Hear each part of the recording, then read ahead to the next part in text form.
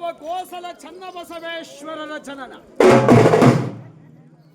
ಯಾವ ಗೋಸಲ ಚನ್ನಬಸವೇಶ್ವರರ ಜನನವೆಂತೆಂದರೆ 12ನೆಯ ಶತಮಾನದಲ್ಲಿ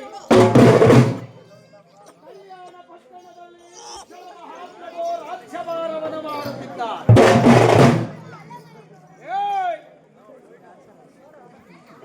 ಬಿಚ್ಚಳ ಮಹಾಪ್ರಭು ರಾಜ್ಯಭಾರವನ್ನು ಮಾಡುತ್ತಿರಬೇಕಾದ ಅಲ್ಲಿ ಅಣ್ಣ ಬಸವಣ್ಣನವರು ಮಹಾಮಂತ್ರಿಯಾಗಿದ್ದಾರೆ. ಮಹಾಮಂತ್ರಿಯಾಗಿರಬೇಕಾದರೆ ಒಂದಾನೊಂದು ದಿವಸ ಬಸವಣ್ಣನವರು ಅಶ್ವಾರೂಢರಾಗಿ ಕಲ್ಯಾಣ ಪಟ್ಟಣದ ರಾಜಬೀದಿಯಲ್ಲಿ ಬರುತ್ತಿದ್ದಾರೆ. ಕಲ್ಯಾಣ ಪಟ್ಟಣದ ರಾಜಬೀದಿಯಲ್ಲಿ ಬರುತ್ತಿರಬೇಕಾದರೆ ಅಣ್ಣ ಬಸವಣ್ಣನವರನ್ನ ಕಂಡು ಯಾವ ಶಿವಶರಣ ಕಕ್ಕಯ್ಯನವರು ಶರಣು ಬಸವಣ್ಣ ಎಂತೆಂಬುದಾಗಿ ನುಡಿದಿದ್ದಾರೆ. ಇತ್ತಲ ಯಾವ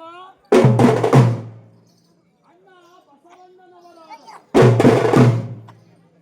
ಅಶ್ವವನ್ನು ನಿಲ್ಲಿಸಿಬಿಟ್ಟು ಏನು ಕಕ್ಕಯ್ಯ ಎಂತೆಂಬುದಾಗಿ ನುಡಿಯದಾಗ ಈ ಮಾತನ್ನ ಕೇಳಿದಂತಹ ಶಿವಶರಣ ಕಕ್ಕಯ್ಯನವರು, ಏ ಅಣ್ಣ ಬಸವಣ್ಣ,